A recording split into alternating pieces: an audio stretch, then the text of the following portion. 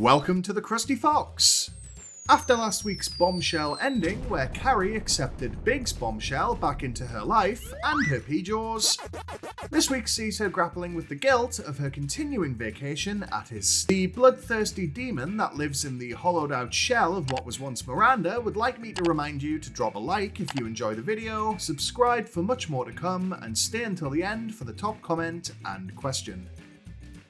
If you can believe it, after she veered off the Aiden highway and wrapped her itching Jenny around Big's Bavarian beefsteak, Carrie's opening gambit is this. One of the best things about being in a great relationship is feeling comfortable enough to leave it for an evening. What? A week on from the f***ing, she's managed to keep her shameful wick-dipping a secret from everyone in her life. Despite her actions, there are faint signs of life from her conscience, which is giving her random, cringe-inducing flashbacks to the dimly lit deed like a war vet whose mission was inept sexual espionage. She joins Miranda and Charlotte for a housewarming party at Samantha's fancy new apartment in the meatpacking district. A move you may remember was necessitated by Sam running afoul of the pension-age Pudenda police in her old building. When Miranda and Charlotte eventually leave, Carrie lingers to help tidy up, which her host must have realised was a sign that something was incoming. Sure enough, Bradshaw blurts out the truth about her harebrained hotel hump day with her ex. It's worth considering why Carrie chooses Samantha specifically to confide in. My theory? Despite her protests, Carrie already knows, as well as we do, what she wants to do next. What she needs is someone to tell her not to. Charlotte, of course, would split her open like a coconut for desecrating a marriage. Miranda would probably suggest removing Big's genitalia with a corkscrew to prevent further temptation.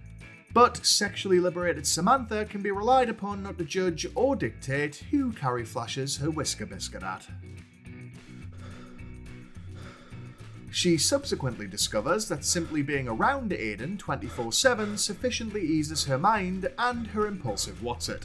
Unfortunately for her, he leaves the next morning for a badly timed road trip to Pennsylvania, taking her one remaining shred of willpower with him.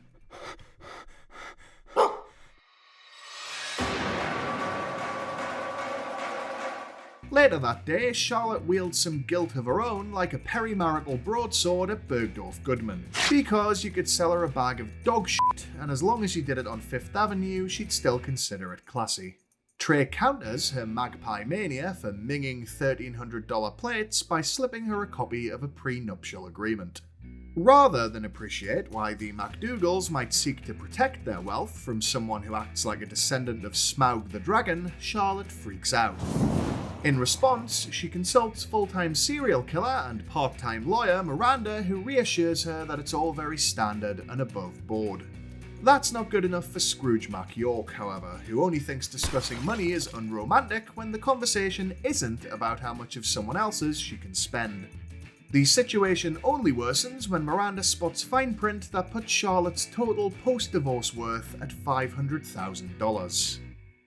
I'm only worth $500,000? She whines, giving away why she's really upset. While none of this paints Charlotte very sympathetically, Trey's not exactly innocent here either. His prenup also stipulates that additional bonuses only get paid if the future Mrs. MacDougall cranks out male heirs. Obviously, this speaks to the wealthy's obsession with keeping the family name going, or at least for the MacDougall clan, one last attempt to diversify their bloodline. One more generation and inbreeding's going to turn them into balls of teeth and hair that have to be tranquilized before being rolled down to the country club. Meanwhile, Carrie remembers that she also has a job that could distract her from the increasingly titillating flashbacks of Big's Nightcrawler. Straying dangerously close to the point, she wonders whether being spoiled for choice has rendered her generation incapable of compromising. In summary, her headline reads, "Can we have it all?" Unfortunately, but entirely predictably, she manages to misinterpret her own thought process and calls Big for what she claims is a mature, straightforward agreement never to verb the adjective noun together ever again. Once again, it's what Carrie doesn't say that's interesting. At no point does she advocate for herself, in the sense that Big is chronically, demonstrably terrible for her. Or for Aiden, the supposedly perfect boyfriend who's only one half-eaten jar of jam away from doing a full Shakira. Inevitably, it's a short hop, skip and a jump from there to Big being back in Carrie's bed and whinging about how he can smell Aiden on the sheets. His concern really should be whether Aiden will be able to smell him when he returns. Because, I presume, there isn't a boiler wash setting in the world that can reliably remove the stench of rotting flesh and icy hot. In other news, Miranda succeeds in luring Chicago-based colleague George back to her newly Steveless apartment.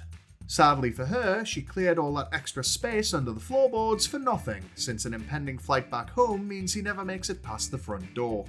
Their roughly 800-mile distance does prove to have some benefits, however, when George calls the next night for a bit of telefucking.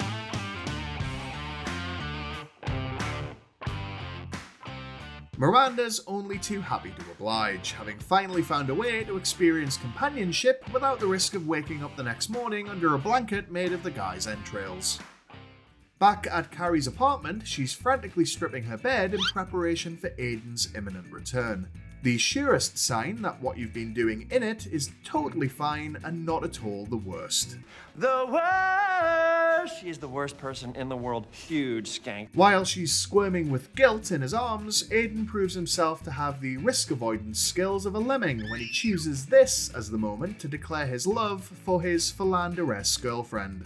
After a pause more pregnant than Rihanna at the Super Bowl, she says it back with the kind of tepid enthusiasm anyone with good taste musters up when a waiter nervously tells them that they only have Pepsi. In need of yet more distraction, Carrie visits Samantha, who caught the flu several days earlier and spent the time since discovering that casual sex partners are not the reliable couriers we assumed them to be. We're all alone, Carrie. Among Samantha's requirements for a caregiver is the ability to mix up her mother's cure-all: cough syrup and orange Fanta over ice. Which coincidentally sounds like something Big himself might rustle up and call a morning smoothie.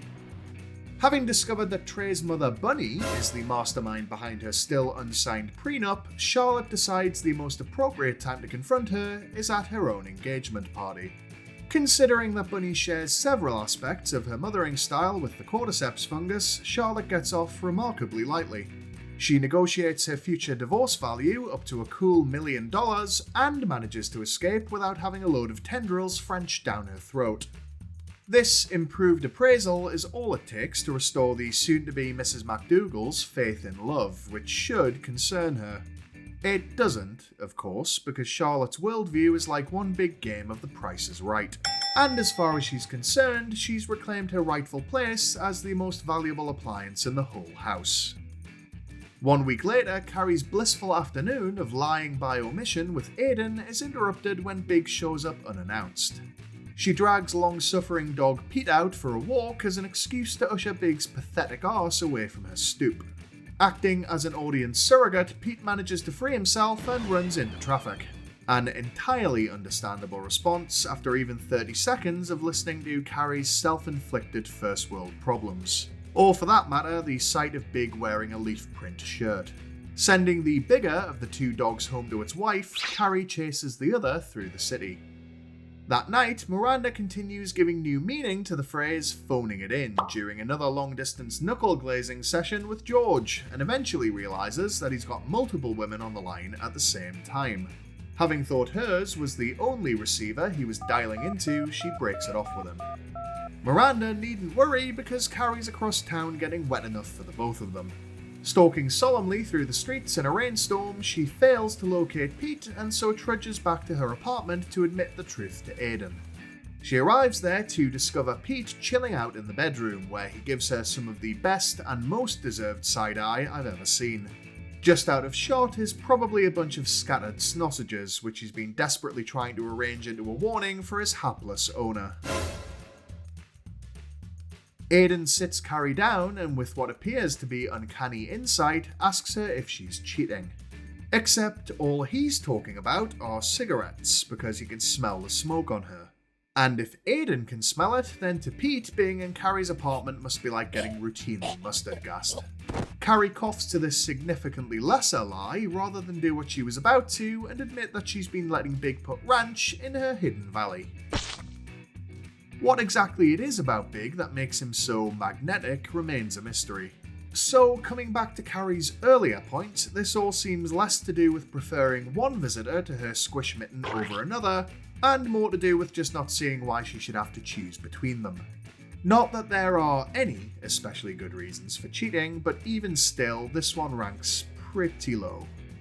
I'd give it a Mindy Kaling on the excuses for shitty behaviour scale.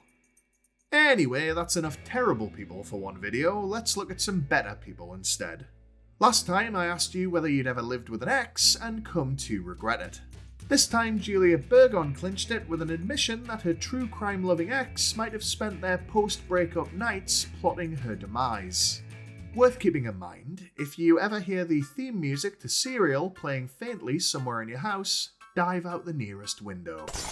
This week's question is, presuming it isn't cough syrup and Fanta, what's the cold and flu cure-all you swear by? Answers in the comments below please, and the best will be spread out to infect us all next time. Either way, thanks for watching, don't forget to like and subscribe, and remember, if you can't be good, be crusty.